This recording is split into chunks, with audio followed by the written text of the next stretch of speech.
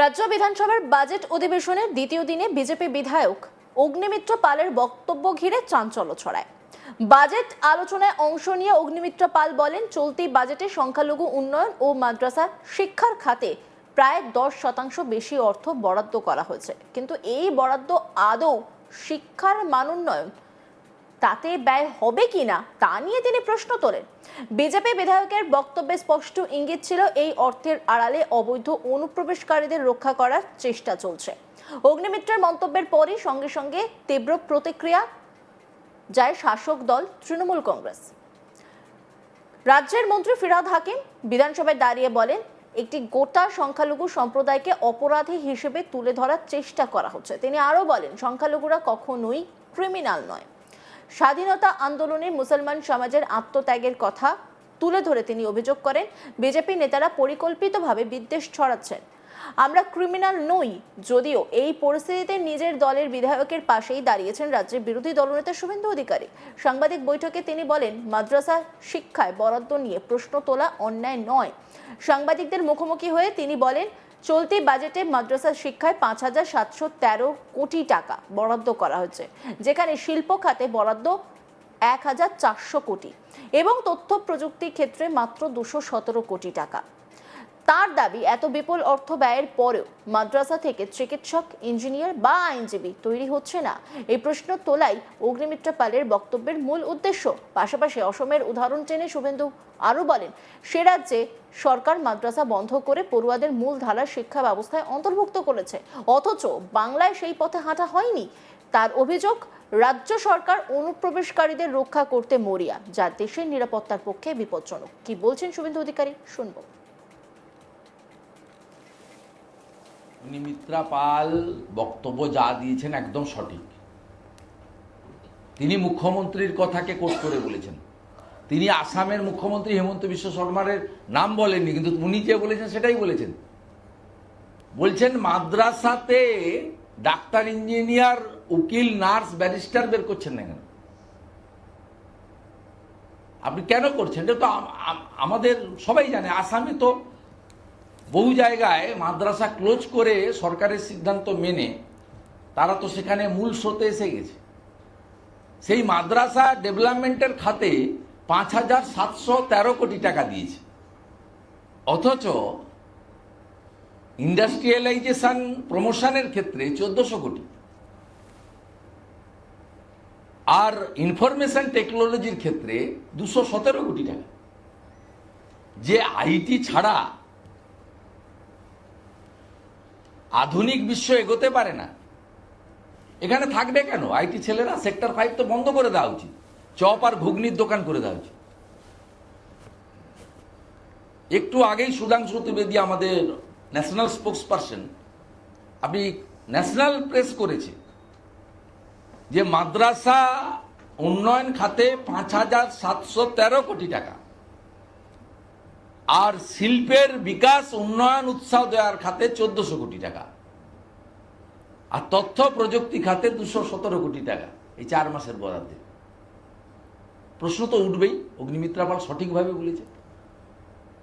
অগ্নিমিত্রা পাল তো মুখ্যমন্ত্রীর কথাকে রিপিট করেছে। মুখ্যমন্ত্রী বলেছেন শুক্রবার ওরা একটু প্রতিবাদ করে। খারাপ কি বলেছে বলুন? এটা আঘাত দেওয়ার বিষয় নয়। এটা সামগ্রিকভাবে সমস্ত কমিউনিটিকে অ্যাটাক করেনি। যারা জঙ্গি, যারা মৌলবাদী, যারা হবিন্দ্র দাস, চন্দন দাসকে খুন করে, যারা মোথাবাড়ি করে, ধুলিয়ান করে, শামশেরগঞ্জ করে, যারা বেলনাগাতে রাস্তা অবরোধ করে, এনআইএ দেওয়ার পরে রাজ্য সরকার সুপ্রিম কোর্টে যায় কেন? কেস ডায়েরি না দিয়ে কাদের বাঁচাতে চাইছে? আশাকর্মীদের লাঠি দিয়ে পেটায়, যোগ্য শিক্ষকদের লাঠি দিয়ে মারে, যোগ্য চাকরি প্রার্থীদের টেনে হিচড়ে মহিলা পুরুষ নির্বিশেষে পুরুষ পুলিশ দিয়ে মহিলা বোনেদের উপর অত্যাচার করে। বিরোধী দলনেতাকে 106 বার কোর্টে যেতে হয়। আর অন্যদিকে বেলডাঙ্গাতে পর 3 দিন লাগাতার আপনারাও আক্রান্ত হয়েছেন। সব চ্যানেল আক্রান্ত হয়েছেন। যারা প্রো মমতা ব্যানার্জি চ্যানেল তারা আক্রান্ত হয়েছেন। মহিলা সাংবাদিক আক্রান্ত হয়েছেন। এনআইএ হয়েছে। সহযোগিতা না করে এসএলপি ফাইল করে কেন রাজ্য সরকার? কার টাকায় করছেন? শুধু মুসলমানরা কি ট্যাক্সের টাকা দেয়? হিন্দুরা দেয় না? মেজর হিন্দু বসবাস করে? কে অধিকার দিয়েছে আপনাকে 25 লক্ষ 30 লক্ষ টাকার ব্যারিস্টার দিয়ে বেলডাঙ্গার দাঙ্গাকারীতে মাতাতে যাচ্ছেন? হ্যাঁ, তৃণমূল বিজেপি সংঘর্ষ হয়েছে, এনআইএ দিয়েছে, আপনি তৃণমূলের লোকেদের বাঁচাতে গেছেন, আপনার political government, that's another thing.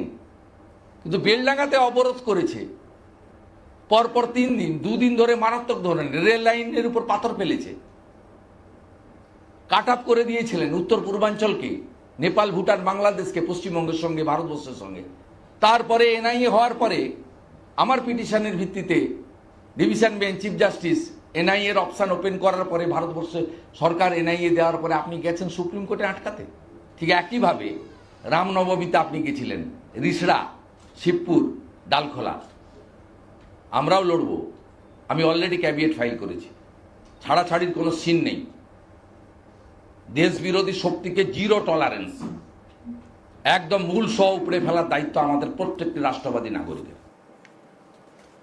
এ বিষয়ে পরে বাইরে বিধানসভার বাইরে অগ্নিমিত্রা পাল বলেন, ফিরহাদ হাকিম আপনি আপনার মুসলিমদের জন্য কি করেছেন? 15 বছরের রেকর্ড দেখান। কি বলেছেন অগ্নিমিত্রা পাল, শুনবো। তোষণের রাজনীতি অনেক হয়েছে মমতা ব্যানার্জি। 15 বছরের আপনি যে অন্যায় করেছেন, কি হিন্দু কি মুসলমান, কি শিখ কি খ্রিস্টান, ধর্মের রাজনীতি আর চলবে না। 2026-এ বিজেপির সরকার আসবে, এখন একটাই উন্নয়নের সরকার। যারা কি বললেন যে কোনো মুসলমানই ক্রিমিনাল নয় এবং আপনারা সংখ্যালঘুদের ঘৃণা করেন, এই বক্তব্য তার মুখে শোনা গেল। ফিরহাদ হাকিম মহাশয় সম্মানীয় মন্ত্রী এবং মেয়র, বললাম তো বারবার লোককে ঠকানো যায়, কিন্তু সববার ঠকানো যায় না। আমার যে বক্তব্য সেটা রেকর্ডেড আছে, সেটা দেখে নেওয়া যাবে। আমি বলেছি যে সংখ্যালঘু উন্নয়ন মাদ্রাসা খাতে অনেক টাকা দেওয়া হয়েছে, কিন্তু দেওয়ার পরেও আজকে মাদ্রাসা থেকে যারা বেরোচ্ছে স্টুডেন্টস, তারা ডাক্তার, ইঞ্জিনিয়ার, আইএএস, আইএফএস হচ্ছে না। আপনারা মানে আপনাদের সরকার সংখ্যালঘুদের ব্যবহার করে ভোট ব্যাংকের জন্য আপনারা তাদেরকে ক্রিমিনাল বানাচ্ছেন। এটা তো সত্যি কথা। ফিরহাদ হাকিম মহাশয়, আপনারা তো জ্বালা ধরলো কেন?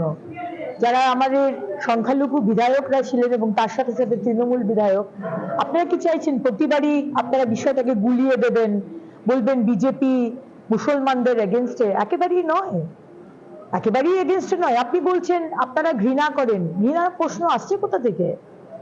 আজকে সংখ্যালঘুরা ভারতবর্ষের স্বাধীনতার সংগ্রামে তাদের কি অবদান আমরা সবাই জানি। আজকে নেতাজি সুভাষচন্দ্র বোসের রাইট হ্যান্ড ছিলেন একজন সংখ্যালঘু সম্প্রদায়ের মানুষ। অন্যান্য খবরের আপডেটের জন্য অবশ্যই নজর রাখুন আজ তাক বাংলার ইউটিউব স্ট্রিমে। লাইক, কমেন্ট, শেয়ার এবং সাবস্ক্রাইব করতে ভুলবেন না।